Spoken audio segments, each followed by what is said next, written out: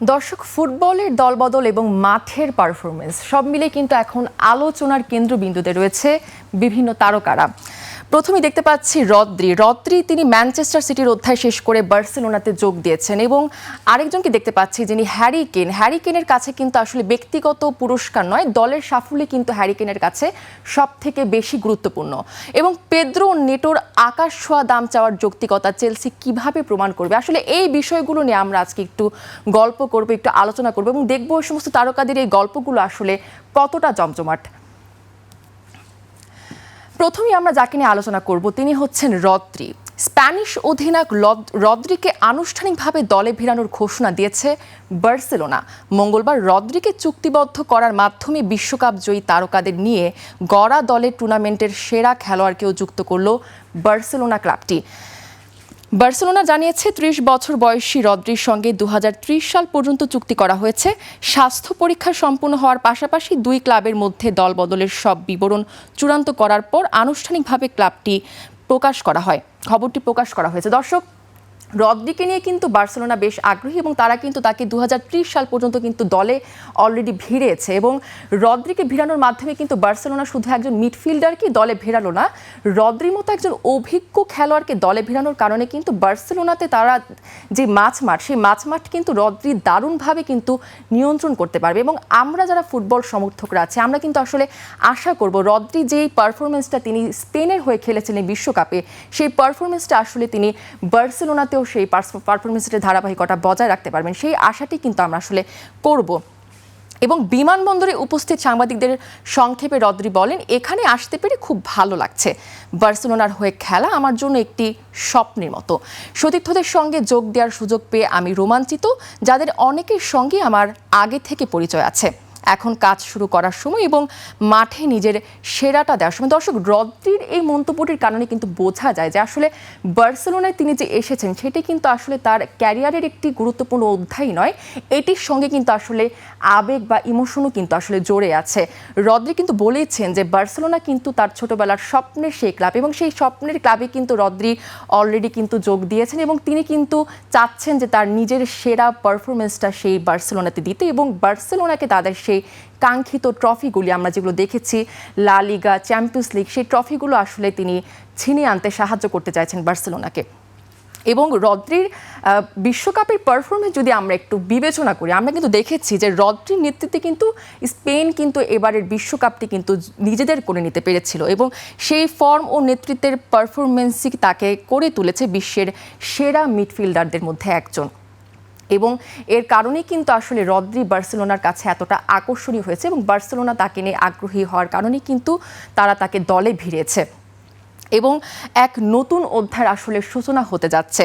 বার্সেলোনার জার্সিতে রদ্রি মানেই কিন্তু মাঠে নেতৃত্ব, স্থিরতা ও জয়ী মানসিকতা। কাতালান জয়ান্টদের লক্ষ্য এখন আরও বড় সাফল্য, আর সেই স্বপ্ন পূরণের রদ্রি হতে পারে সবচেয়ে গুরুত্বপূর্ণ নাম।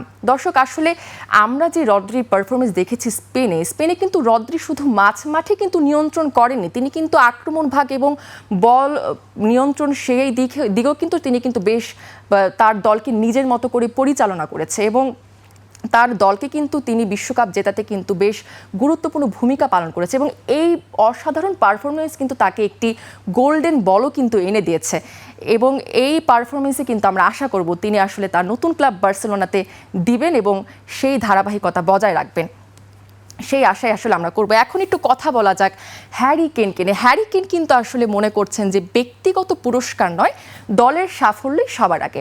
হ্যারি কেন বলেছেন যে ব্যালন ডিওর নিয়ে অনেক আলোচনা হচ্ছে, কিন্তু আমার কাছে ব্যক্তিগত পুরস্কারের চেয়ে দলের সাফল্যই বেশি গুরুত্বপূর্ণ।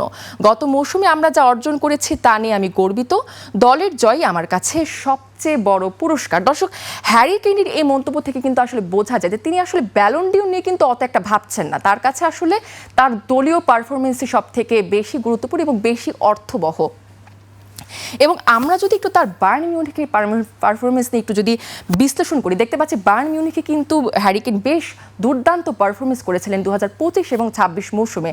তিনি কিন্তু ৫১টি ম্যাচ খেলেছেন বায়ার্ন মিউনিখের হয়ে এবং ৬১টি গোল কিন্তু তার পা থেকে এসেছে আমরা দেখতে পাচ্ছি এবং ৭টি অ্যাসিস্ট কিন্তু তিনি করেছেন। এবার যদি আমরা তার বিশ্বকাপের পারফরমেন্সের কথা যদি একটু বিশ্লেষণ করি, বিশ্বকাপে কিন্তু আসলে হ্যারি কেন ম্যাচ খেলেছেন মোট 7টি এবং গোল করেছেন সেখান থেকে 6টি, এবং তার এই 6টি গোল করার মাধ্যমে কিন্তু বিশ্বকাপে তার গোল সংখ্যাও কিন্তু 14টি হয়েছে, এবং এই 14টি গোলের কারণে কিন্তু ইংল্যান্ডের হয়ে বিশ্বকাপে সর্বোচ্চ গোলদাতা হওয়ার রেকর্ডটিও কিন্তু তিনি অর্জন করে ফেলেছেন।